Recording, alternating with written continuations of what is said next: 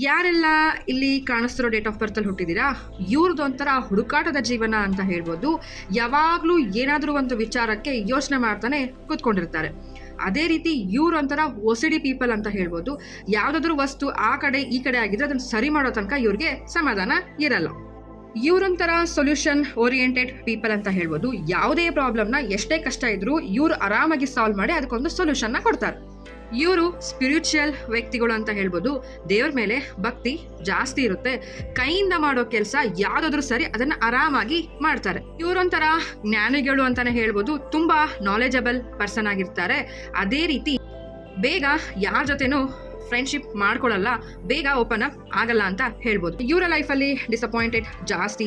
ಒಂದ್ಸಲ ಜೀವನದಲ್ಲಿ ಏಟ್ ಆದ್ಮೇಲೆನೆ ಇವರು ಲೈಫ್ನ ಚೇಂಜ್ ಮಾಡ್ಕೋತಾರೆ. ಇವರ ಫೈನಾನ್ಸ್ ತುಂಬ ಚೆನ್ನಾಗಿರುತ್ತೆ, ಬಟ್ ಹಾರ್ಡ್ ವರ್ಕ್ ಮಾಡಲೇಬೇಕು.